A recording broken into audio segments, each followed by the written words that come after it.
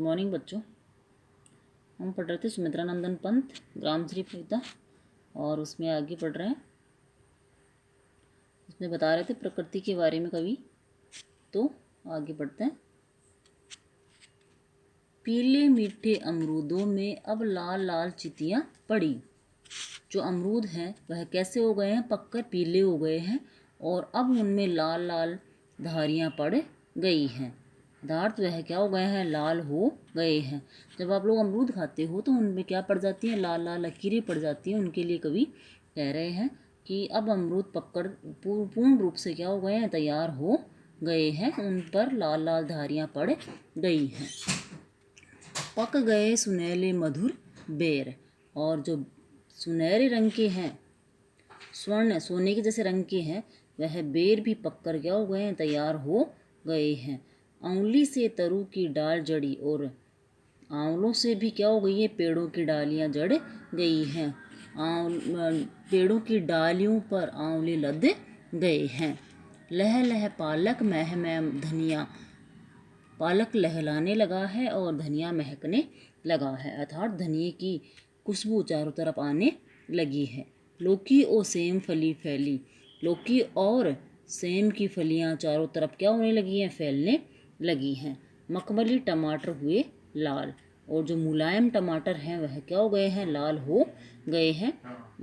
टमाटर भी कैसे हैं, मुलायम हैं और वह पूर्ण रूप से लाल हो गए हैं। मिर्चों की बड़ी हरी थैली, और जो मिर्च है वह पककर तैयार हो गई है। और हरी मिर्च किसके समान लटकती हुई दिखाई देती है, थैली के समान लटकती हुई दिखाई दे रही है। जिस प्रकार से हमें थैली दिखती है जब हम हाथ में थैली लटका के लाते हैं, उसी प्रकार से मिर्चों के पेड़ों पर क्या लटक गई हैं, थैलियाँ लटक रही हैं। बालू के सांपों में अंकित, बालू के सांपों से अंकित गंगा की सतरंगी रेती। गंगा नदी के तट पर जो रेत है, 7 रंग की जो रेत है, मतलब वो रेत है वह कैसे दिखाई देती है, 7 रंगों के समान दिखाई देती है। और वह जब बालू उड़ती है तो वह किसके समान उसमें लकीरें पड़ जाती हैं, सांपों के समान उसमें लकीरें पड़ जाती हैं। सांप के समान वह बालू टेढ़ी मेढ़ी हो जाती है। सुंदर लगती सरपत छाई, तट पर तरबूजों की खेती। और किनारे पर, गंगा नदी के किनारे पर किसकी खेती हुई है, तरबूजों की खेती हुई है। और वह खेती एकदम क्या है भाई, हरी भरी है और वह एक तरीके से वो फैली हुई है, इसलिए वह सुंदर दिखाई देती है। तरबूजों की जो बेल हैं सरपट फैली हुई हैं, पूर्ण रूप से फैली हुई हैं, इसलिए वह सुंदर दिखाई देती है। अंगुली की कंघू से बगुले कलंगी संवारते हैं कोई, ऐसे लग रहे हैं मानो बगुलों की कलंगी को कोई अपनी अंगुली से संवार रहा हो। तिरते जल में सुरखाब पुलिन पर मगरोटी रहती सोई। जल पर कौन पक्षी, एक पक्षी है चक्रवाक पक्षी, वह पक्षी है, वह जल में तैरता रहता है। पुलिन पर, पुलिन प्रसन्नता के साथ जो मगरोटी है वह तट पर सोई रहती है। मगरोटी पक्षी का नाम है, वह तट पर, गंगा नदी के तट पर सोया हुआ रहता है। हंसमुख हरियाली हिम आतप, हिम यानी बर्फ, आतप यानी गर्मी, सर्दी की धूप के लिए है ये।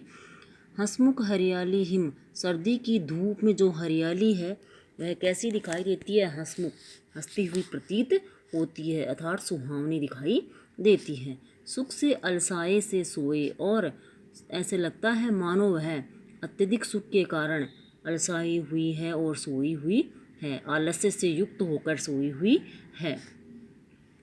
भीगी अंधियाली में निशी की, निशी यानी रात्रि, तारक स्वप्नों में से खोए। और अंधेरी रात्रि में, अंधेरी रात्रि में जो अंधेरा है वो कैसा है, भीगा हुआ है। रात में जो अंधेरा है वह किससे भीगा हुआ है, ओस की बूंदों से भीगा हुआ है। तारक स्वप्नों में से खोए, और जो तारे हैं वह भी ऐसे लगते हैं मानो स्वप्नों में खोए हुए हैं, सपनों में वो क्या हो गए हैं, खो गए हैं। जो रात है वह भी अंधेरे से क्या हुआ है, भीगा हुआ है। जिस प्रकार से प्रकृति ओस की बूंदों से भीगी रहती है, उसी प्रकार से जो रात्रि है वह भी किससे भीगी हुई है, अंधेरे से भीगी हुई है। और तारे भी सपनों में खोए हुए से दिखाई दे रहे हैं। पूरी रात जागने के कारण तारे क्या कैसे दिख रहे हैं, सपनों में खोए हुए दिख रहे हैं।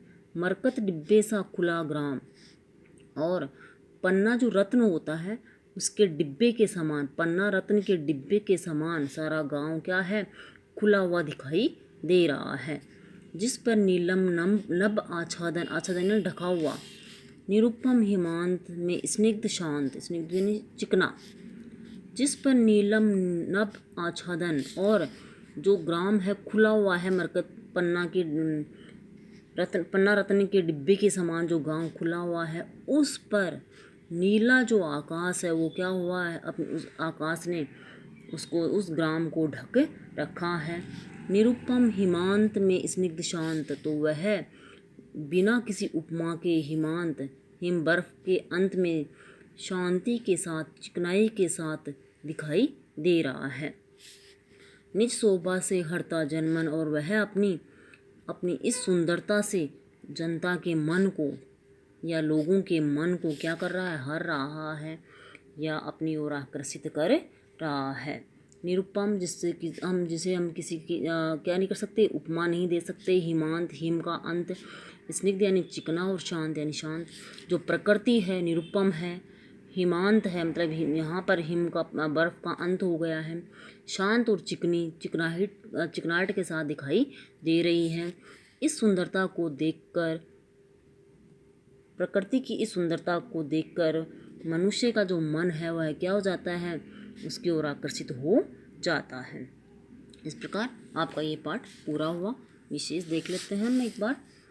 देखिए, जो आधुनिक युग के जितने भी कवि आएंगे उनमें आपको कौन सी भाषा मिलेगी, खड़ी बोली देखने को मिलेगी। मतलब आप लिखोगे इसमें खड़ी बोली का प्रयोग किया गया है। दूसरा है इसमें सरल, सरस, प्रवाहमयी, बोधगम्य भाषा का प्रयोग किया गया है। नेक्स्ट है अनुप्रास, उपमा, रूपक अलंकारों का प्रयोग किया गया है। फिर है प्रसाद गुण का प्रयोग, शांत रस का प्रयोग, गेय शैली का प्रयोग, और मुक्त छंद का। आधुनिक युग के कवियों में मुक्त छंद और खड़ी बोली दोनों आपको कॉमन देखने को मिलेंगे। नेक्स्ट है आपका क्वेश्चन आंसर जो आप करोगे, तो पहले भी मैं आपको बता चुकी हूँ कि जो भाव स्पष्ट कीजिए क्वेश्चन आपको नहीं करना है, आप इसमें व्याख्या कर चुके हो। तो भाव स्पष्ट करने वाला आपको क्वेश्चन करना है, आप कर चुके हो। 2 क्वेश्चन है आपके, ये क्वेश्चन है 5वां। और नेक्स्ट है निम्न पंक्तियों में, छठा क्वेश्चन है कौन सा अलंकार है।